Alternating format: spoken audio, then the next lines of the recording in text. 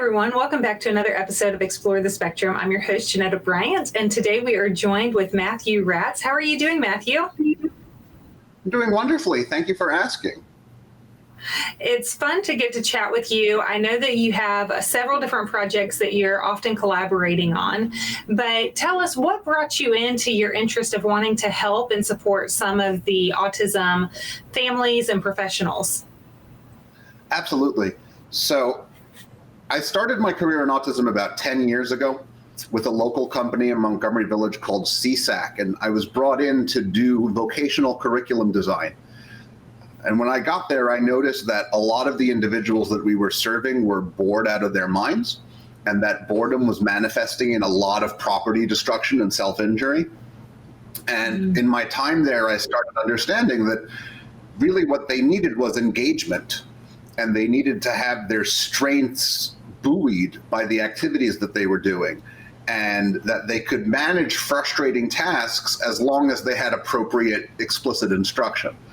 And I've kind of carried that knowledge with me now for the last 11 years in all the different projects that I've done. But that was really my introduction into the world of autism services.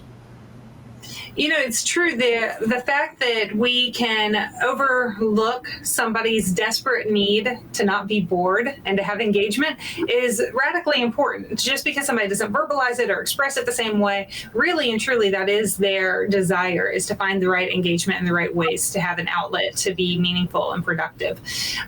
So you're working on a current project now. Tell us about what you're working on now and what some of our different families might want to have as a takeaway. Sure. So right now I'm working on a project in partnership with a local service provider called I Aspire to Be Me, or I Am LLC. And we're working on a curriculum called Sex in DCity, which is a play on Sex in the City, because we're based in DC.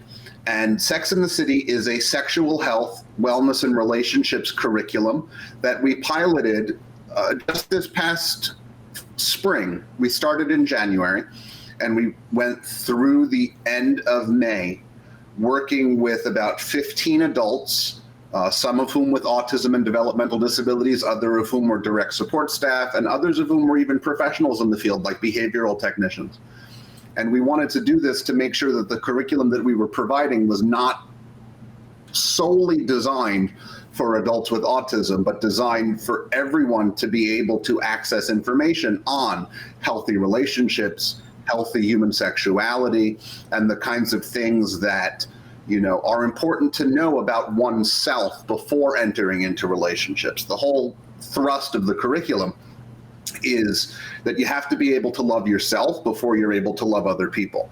And so we started, the first 6 weeks was just an intensive unit on self-love, self-acceptance, understanding how to develop a healthy body image, creating vision boards for ourselves, and just filling ourselves with as much love and support and acceptance as we can before venturing out in the world of seeking friendships and intimate relationships. Okay, so that's a fascinating topic because a lot of our kids grow up and they're in their 20s or in their late 20s and they find themselves at different weddings and they start saying things like, I want to get married. And it's to the shock of their family or it's to the surprise of their family. And they're going, ooh, how do we start navigating that? How do we figure that out? And it sounds like you've started with some building blocks for those families and for those that surround these individuals to start guiding them onto that path. And that's incredibly encouraging, especially if that is universally accessible, if it's a book or if it's a curriculum or something that somebody can reach from different areas and different geographic areas. So thank you for doing that. First, let me ask though, is it specifically for your so you've got a wide range of individuals, and some of them need a great deal of support, and some of them are living more independently. Are you gearing towards the more independent lives, or are you focused on the entire spectrum? So the curriculum that we're releasing, and we're hoping to have it published and available on Amazon in August, our pilot group involved individuals who were primarily independent, but they were being served by a service provider, right? So they weren't fully employed. They weren't living independently. They had, residential supports and vocational supports through a service provider. Whether that was IAM or Frontline or, whichever of the service providers in the DC area they were receiving services from.